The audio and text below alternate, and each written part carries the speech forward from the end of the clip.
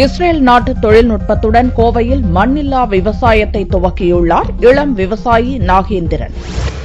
விளை நிலங்கள் விற்பனை நிலங்களாக மாறிவரும் சூழலில் விவசாயம் அழிந்து வருகிறது. விவசாயம் செய்வதற்கு தேவையான நிலம் மற்றும் நீர் பற்றாக்குறையால் விவசாயிகளும் மாற்றுத் தொழிலை நாடியுள்ளனர். ஆனால் கோவை பொறியாளர் நாகேந்திரன் நவீன தொழில்நுட்பத்தில் குறைந்த இடத்தில் மண்ணில்லா விவசாயத்தை துவக்கியுள்ளார். தனது வீட்டு மாடியில் பசுமை குடில் அமைத்துள்ள நாகேந்திரன் 300 மெகாவாட்டில் இன்வெர்டருடன் கூடிய சோலார் மின்சாரம் தயாரிக்கும் தகடுகளை பொருத்தியுள்ளார். 12 அடி உயரம், 20 அடி நீளத்தில் 2 இன்ச் இடைவெளியில் துளையிடப்பட்ட PVC பைப்பில் மண் இல்லாமல் சரியான அளவில் செடியின் வேர் பகுதிக்கு நீர் செல்லும் விதமாக வடிவமைத்துள்ளார். பைப்புகளின் வழியாக செடிக்கு தேவையான உரம் கலக்கப்பட்ட நீரை செலுத்தும் நாகேந்திரன் இந்த மண்ணில்லா சாகுபடி குறித்து விளக்கம் அளித்தார். இது கணினிமயமாக்கப்பட்ட மண்ணில்லா பல்லடுக்கு விவசாய அமைப்புங்க.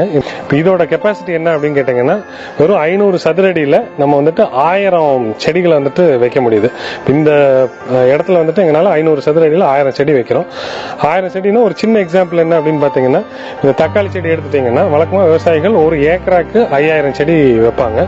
பட் இங்க நம்ம 500 சதுரடியில 1000 செடின்றப்ப அப்ராக்சிமேட்டா ஒரு சென்ட்டுக்கு நம்ம 1000 செடி வைக்கிறோன்றப்ப இந்த பல்லடுக்கு விவசாயத்தோட அட்வான்டேஜ் அதுதான். ஜென்ரலா என்கிட்ட பேசுறவங்க எல்லாருமே கேட்கிற ஒரு கேள்வி என்னன்னா, இது ஆர்கானிக்கா நான் ஆர்கானிக்கா அப்படின்றது எல்லாருமே கேட்கறாங்க. இயற்கை முறையா இல்ல செயற்கை முறையான்ட்டு.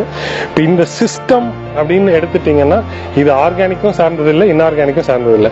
நீங்க அங்க கொடுக்கக்கூடிய சத்துக்கள் இயற்கையா கொடுத்தீங்கன்னா, ஆர்கானிக்கா கொடுத்தீங்கன்னா இந்த சிஸ்டம் உங்களுக்கு இயற்கையா வளர்த்தி கொடுத்துரும். அங்க கொடுக்கக்கூடிய சத்தை நான் ஆர்கானிக்கா செயற்கையா கொடுத்தீங்கன்னா இது செயற்கையா வளர்த்தி கொடுத்துரும். ஸோ சிஸ்டம்க்கும் ஆர்கானிக்கா நான் ஆர்கானிக்கா அப்படிங்கிறதுக்கு சம்பந்தம் இல்லைங்க. பட் நீங்க நான் ஆர்கானிக்கா இதுக்கு நுண் சத்துக்கள் நீங்க கொடுத்தாலும் இந்த சிஸ்டம்ல கம்ப்யூட்டர் மைக்ரோகிராம் கணக்கா அக்யூரேட்டா கொடுக்கறதுனால இதுல ரசாயன கலவை ஏற்படுறதுக்கான வாய்ப்புகள் மிக மிக மிக குறைவுங்க.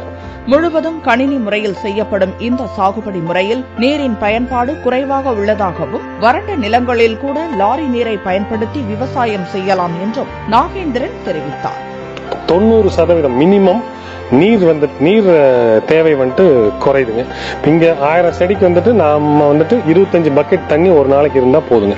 நம்ம வழக்கமான விவசாயத்துல ஒரு விவசாயி ஒரு 5 HP மோட்டர் வச்சிருக்காரு, ஒரு 10 HP மோட்டர் வச்சிருக்காருன்னா அதை அவர் ஆன் பண்ணி விட்டு ஒரு சில வினாடிகள்லயே 5000 லிட்டர் 6000 லிட்டர்ன்றது அதை டிஸ்சார்ஜ் பண்ணிருங்க. பட் இங்க நமக்கு தேவை 250 லிட்டர் தான். ஒரு 1000 செடிக்கு 250 லிட்டர் தான் ஒரு நாளைக்கு நம்ம கன்சம்ஷன் பண்றோம். சோ இதுல ரொம்ப முக்கியம் என்ன அப்படின்னு கேட்டீங்கன்னா, லாரி தண்ணியை வச்சு நம்ம விவசாயம் பண்ணலாம் இனிமேல். அதுதான் பெரிய அட்வான்டேஜ்.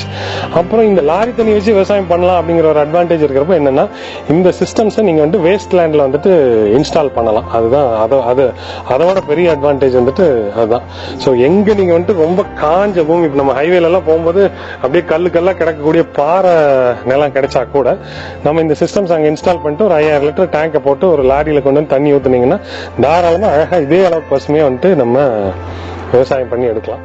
நவீன தொழில்நுட்ப வளர்ச்சியால் விவசாயம் அழிந்துவிடும் என்ற மனநிலையை மாற்றியுள்ளார் நாகேந்திரன். தொழில்நுட்பத்தாலும் விவசாயத்தை மேம்படுத்த முடியும் என நிரூபித்துள்ளது இந்த மண்ணில்லா விவசாயம்.